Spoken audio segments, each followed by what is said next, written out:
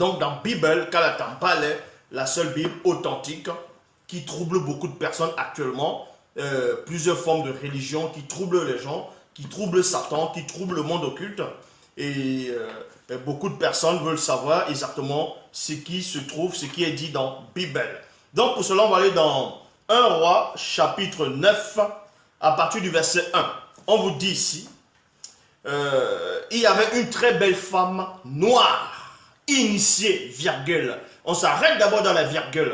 Dans la précision dans la Bible, dans Kalatambal, on précise que cette femme, c'était une femme noire, étant plus initiée. Ce n'était pas une femme non initiée, c'était une très belle femme noire. Donc on vous dit ici qu'elle était puissante et très influente dans le grand et puissant pays de Mundo. Mundo, c'est qui? C'est l'Éthiopie. Mundo, c'est l'Éthiopie qui veut dire noir en même temps. Connu sous le nom de Kinya Korsi. Kinya Korsi, qui veut dire la reine du Midi. La reine du Midi. Maintenant, certains vont poser la question de savoir pourquoi on dit Kinya Korsi. Pourquoi la reine du Midi? Le Midi a à quoi voir là-dedans? Qu'est-ce que le Midi a à voir là-dedans? On va vous donner la réponse plus tard si l'Oba le permet. Mais néanmoins, dans le verset 2, on vous dit, elle était une très belle femme. Elle était parmi, en gros on vous dit ici, elle était une des belles femmes de tous les temps. Donc ça veut dire ici que parmi toutes les femmes qui ont existé depuis Muto jusqu'à présent, parmi les plus belles femmes du monde, du visible, de la création, la reine du Midi, c'est-à-dire la reine de Saba, donc Kinya Korsi, il figurait dans le classement. C'est pour ça qu'on vous dit ici, là, elle était une des plus belles femmes de tous les temps. Point. On vous dit ici de tous les temps. De tous les temps. Et ensuite, elle connaissait le secret contre toutes sortes de sorcellerie. Toutes sortes de sorcellerie. Vous voyez cela. C'était quoi la sorcellerie? La sorcellerie ancienne n'a rien à voir avec la sorcellerie d'aujourd'hui. Et beaucoup de personnes ont ouï dire de l'histoire de cette femme exceptionnelle, remarquable, qui a impacté le monde, qui a impacté son époque et même intrigué le monde occulte.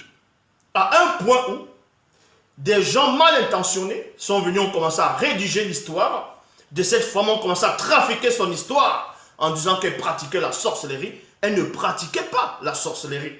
Mais néanmoins, elle connaissait le secret contre toute forme, c'est-à-dire toutes sortes de sorcellerie. Parce que dans Lévitique, dans Bible, dans Lévitique chapitre 13, au verset 11, je vais lire, il est dit ceci, ne pratiquez pas la sorcellerie, virgule, magie ni la divination.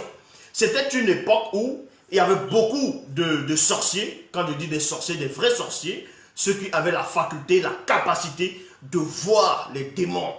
Ce n'est pas comme ce qu'on dit des sorciers maintenant, des charlatans, qui ne peuvent même pas voir le monde occulte, qui ne peuvent même pas voir le démon, bref, ce sont des rigolos. Exactement, oui, exactement comme ceux qui se disent pasteurs, révérends, bishop, maréchal, apôtre, diacre, prophétesse, qui disent voix des anges, qui disent que Dieu les a envoyés, que le Saint-Esprit les a parlé, ainsi de suite. Et on sait que tous ces gens sont complètement égarés. Mais néanmoins, nous revenons néanmoins sur l'histoire de la reine de Saba, donc Kinya Korsi. Kinya qui veut dire la reine, et Korsi du Midi. Donc, c'était la reine néanmoins de Mundo, donc de l'Éthiopie. Et on vous dit ici qu'elle connaissait le secret. Pourquoi elle connaissait le secret contre toute forme et sorte de sorcellerie ancienne? Parce que dans l'Afrique ancestrale, si vous ne savez pas, même les historiens, les historiens, tout ça, ne peuvent pas vous expliquer cela. Dans l'Afrique ancestrale, quand on initiait un roi, ou c'est-à-dire une reine, ou une princesse, ou un prince, quand on initiait même tout simplement les initiés, on les apprenait c'était quoi le bon, c'était quoi le bien, la connaissance interdite. On les expliquait le mécanisme vibratoire de la connaissance oubliée. Donc quand on les initiait, on les intronisait dans ce savoir-là, on devait aussi leur montrer c'était quoi l'adversité, c'est-à-dire le mystère de la sorcellerie. Non pas qu'on les initiait dans la sorcellerie, mais on devait les expliquer c'était quoi la sorcellerie, en gros, pas à les initier dans la sorcellerie, mais en gros, pour leur montrer comment se produit la sorcellerie, comment se défendre contre la sorcellerie. Exactement comme celui qu'on appelle dans les Bibles actuelles classiques sous le nom de Paul de Tarse. Donc son vrai nom c'est Esombe. Quand ce Paul de Tarse dans les Bibles actuelles classiques, il dit ceci, que nous n'avons pas à lutter contre la chair et le sang, mais contre, contre les dominations, les autorités, les mauvais esprits dans les lieux célestes, ainsi de suite. Mais comment il a su qu'il y avait cette hiérarchie occulte, c'est-à-dire la démonologie, dans le plan spirituel? Tout simplement parce que quand il est entré dans la vérité, quand la vérité l'a libéré, quand l'a franchi, l'a enlevé de l'anti-vérité, on l'a tout simplement montré comment le monde occulte était composé. Est-ce que vous comprenez? Parce que même quand Koudoumane dit que cette espèce de démon ne sort que par la prière et par le jeûne, ça veut dire qu'il connaissait le mystère de la démonologie.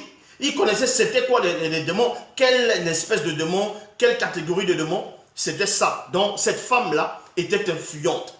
Elle était à la tête d'un empire extrêmement riche et puissant. Donc il fallait par là. Parce que beaucoup de gens convoitaient cette femme. Il y avait plusieurs peuples qui convoitaient cette femme, qui voulaient faire périr cette femme extraordinaire. Elle était soumise au verbe de Loba. Elle connaissait la parole. Elle était soumise. Elle vivait dans une sainteté remarquable. Et en plus, elle était riche, puissante. Elle avait des sujets, elle avait des soldats. Il y avait beaucoup de personnes sous son ordre.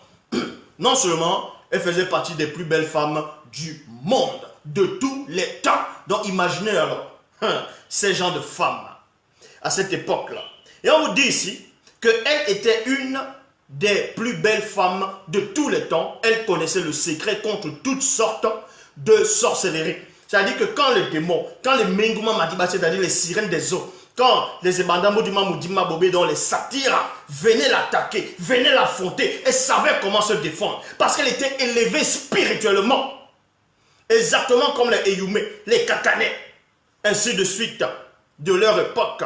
Et on vous dit ici, son intelligence analytique la rendait capable de survoler le déroulement global d'une transaction royale, tout en entrant dans les détails.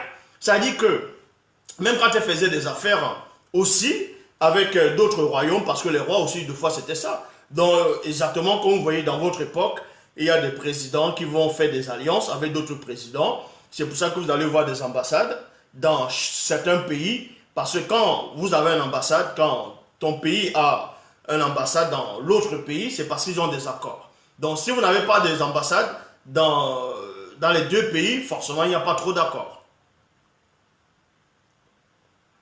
Et c'est là que vous comprenez que cette femme, par rapport dans le domaine de la politique, dans le domaine des affaires, dans le domaine de ce qu'on appelle le business, ou bien ce qu'on va appeler en Afrique actuellement une femme d'affaires.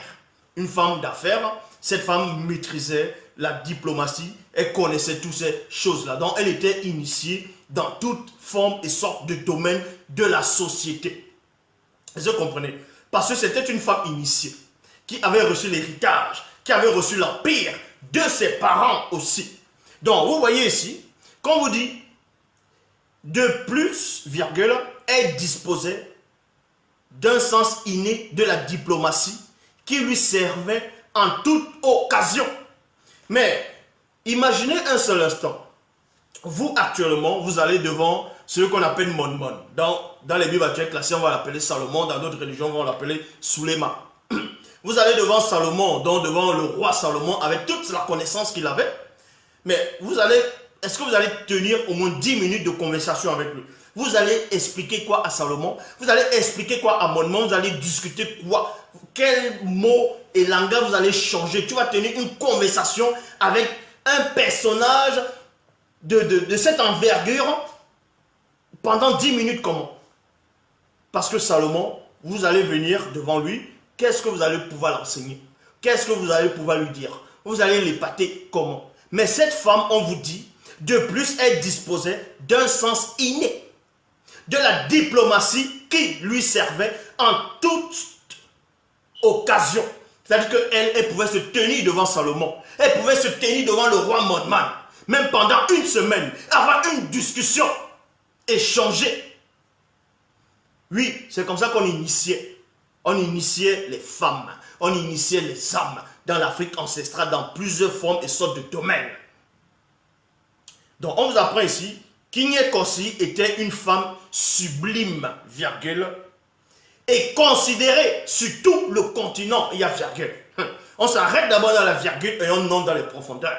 On vous dit ici que non seulement elle avait tous ses atouts, elle avait la connaissance, elle était initiée, elle connaissait le secret contre toute forme de sorcellerie, et en plus elle avait un sens inné pour la diplomatie qui pouvait la servir dans toute occasion. Donc elle savait parler, elle savait s'exprimer, elle savait comment tenir un langage, soutenir son langage.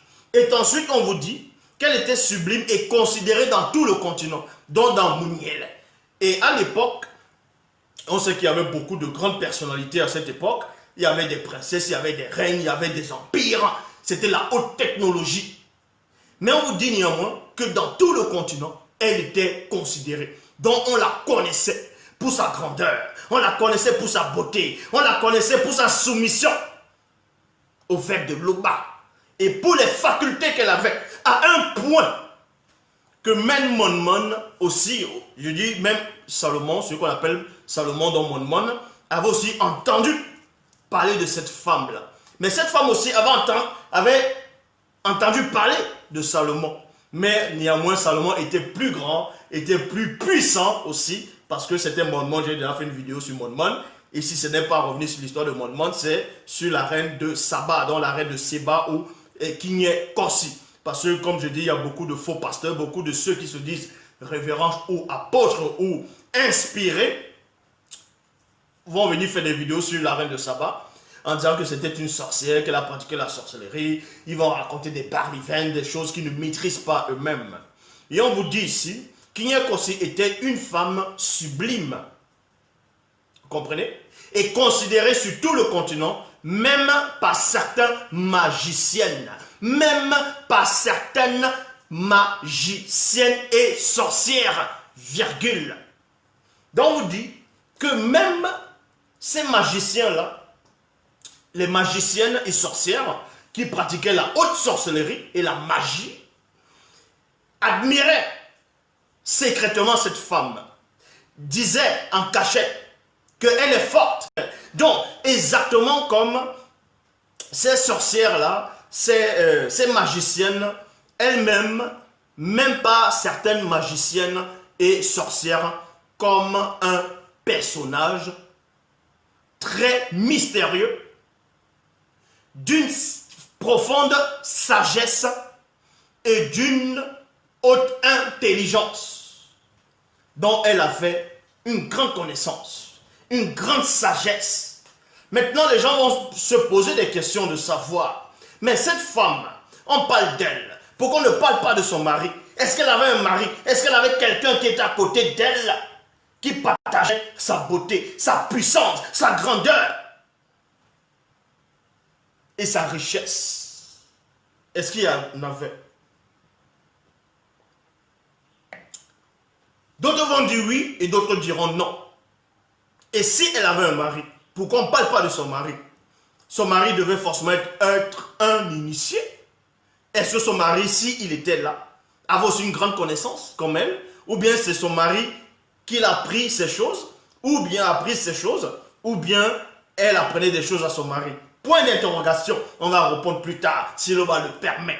Mais néanmoins, on vous dit, c'était une femme énigmatique, énergique plutôt, qui dégageait la force et l'autorité spirituelle. Vous savez c'est quoi dégager la force et l'autorité spirituelle? C'est-à-dire quand on voyait cette femme, quand tu la regardais, tu ne disais pas dans ta tête, avec tes yeux vicieux, que elle là, il faut que je l'attrape. Non, parce que l'aura qu'elle dégageait, tu avais peur de dire ça. Parce qu'on les initiait dans ça. Donc, les entités qui étaient autour de la reine de Saba, Parce que c'est comme ça quand on initie les rois, les reines, les princes et les princesses, les notables. Bref, quand on initiait les initiés, ils avaient des anges. Ce que vous appelez des anges dans les Bibles actuelles classiques et dans le Coran, c'est Malaïka. Mais dans la langue originelle, c'est Bamuloloma, Bakombedi, c'est-à-dire les anges gardiens. On vous dit ici, c'était une femme énergique qui dégageait la force et l'autorité spirituelle. Donc elle avait presque tout ce que les gens désiraient. Les sorciers, les sorcières, les magiciennes, les démons voyaient cela. De savoir qui était cette femme-là. Comment elle est autant intrigante. Elle a une beauté, elle a la sagesse, elle a la richesse, elle a tout. Mais c'est qui cette femme? On doit la salir. Voilà pourquoi ils vont ramener des récits inventés, trafiqués. Et on vous dit ici, c'était une femme qui n'était point influençable. Parce qu'on ne pouvait pas l'influencer. Tu vas l'influencer comment? Avec quel argent? Elle avait des richesses, des bijoux, de l'or. Qu'est-ce qu'elle n'avait pas? En plus de ça, elle commandait, elle était la reine de Mundo, c'est-à-dire de l'Éthiopie. Et on sait que qui c'est qui avait régné dans l'Éthiopie dans les temps d'autrefois? C'était Paselé. Celui dont vous allez appeler Nimrod. C'était Paselé. Donc, dans le royaume de Mundo, de l'Éthiopie, dans l'Afrique ancestrale, pas l'Éthiopie que vous voyez là actuellement, il y avait une grande richesse, un pouvoir terrifiant. Donc cette femme-là a hérité de ça. Elle était digne. Et on vous dit ici, c'était une femme qui n'était point influençable et qui poursuivait spirituellement son chemin en cherchant toujours à progresser. Donc elle ne restait pas, elle ne se reposait pas, selon l'expression des gens du visible, sur ses lauriers. Mais elle voulait toujours atteindre une certaine perfection. Elle voulait atteindre parce qu'elle savait qu'elle avait un ancêtre qui avait régné dans son royaume, qui avait régné dans cette nation, qui avait régné dans ce pays-là, connu sous le nom de Paselé. Donc elle voulait être comme son ancêtre. Elle voulait être comme son aïeux. C'est pour ça qu'on vous dit ici,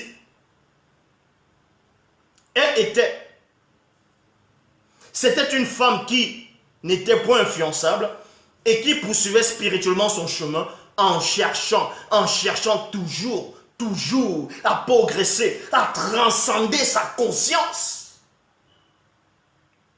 Et pour cela, elle devait s'appuyer. Et pour cela, elle s'appuyait sur une forte volonté et une puissance d'action importante. Voilà comment ça se passait. Donc elle avait la volonté, elle avait les moyens de sa volonté, elle avait le pouvoir. Et on vous dit ici, elle était un être sensible et de devoir. Il y a virgule. Donc ça veut dire que même ces sujets savaient qui était cette femme. Donc quand tu avais un problème, tu allais voir la reine, tu lui expliques ton problème, elle était sensible. C'était du n'importe quoi. Elle savait régner. Et je vous le dis, à son époque, si vous ne savez pas, beaucoup de personnes, à son époque, il n'y avait pas de pauvres. C'est-à-dire des gens qui miséraient comme on voit maintenant. Comme on voit maintenant. Il n'y avait pas ces gens de personnes. Mais au fur et à mesure que le temps s'est dégradé, au fur et à mesure, parce que Koudoumane, il avait dit qu'il y aura toujours des pauvres. Est-ce que vous comprenez? Qu'il y aura toujours des pauvres. Et dans d'autres versions, il dit il faut qu'il y ait toujours des pauvres. Donc, vous comprenez ici. Et on vous dit, elle était un être sensible et de devoir qui n'avait qu'une parole et sur laquelle on pouvait compter. Donc, si tu voulais un grand terrain, tu demandais peut-être un terrain que tu veux faire ça, ça, ça, elle te donne sa parole et c'était comme ça. Et tu pouvais compter sur elle, elle t'aide même dans ce que tu vas entreprendre, mais pour cela, il fallait que ce soit selon le verbe. Donc, directe, franche, honnête et rigoureuse. Elle avait une grande inspiration qui la poussait à vivre avec intensité et à s'investir dans une passion de réalisation. Parce qu'elle a réalisé beaucoup de choses. Vous voyez, dans les Bibles classiques, on ne parle même pas réellement de la reine de Saba. On dit juste qu'elle allait voir Salomon. Elle était épatée de la connaissance de Salomon. Et ensuite, elle a donné des trésors, elle a donné des richesses, des cadeaux, des présents à Salomon. Et ensuite, plus tard, elle est rentrée chez elle. Voilà comment il parle de cette femme. Alors que dans la Bible, la seule Bible authentique, vous détaille qui était cette femme, l'importance de cette femme, la carrure de cette femme. Exceptionnelle. Donc ici, et on vous dit, elle avait une grande inspiration qui la poussait à vivre avec intensité et à investir dans une passion de réalisation. L'injustice la mettait hors d'elle. On vous dit que l'injustice la mettait hors d'elle. Pas comme on voit dans les pays actuellement, c'est que l'injustice, la corruption, on vient soudoyer les gens, on arrête les gens injustement. Non, ici on vous dit que l'injustice la mettait hors d'elle. Ça veut dire que dans son grand et puissant et immense royaume, non seulement elle régnait avec sagesse, mais elle avait néanmoins des conseillers. C'était aussi des initiés. Parce qu'elle ne va pas choisir n'importe qui. Donc, dans les provinces, dans plusieurs provinces qu'elle va mettre, que ce soit les gouverneurs, les chefs de localité, ainsi de suite, c'était des initiés qu'elle mettait aussi. Donc, elle appliquait la justice dans son temps, dans son époque, à un point où on vous dit qu'elle était tellement... Elle était estimable dans tout le continent. Parce que c'était un modèle. Cette femme-là représentait la perfection. Elle représentait le modèle à suivre.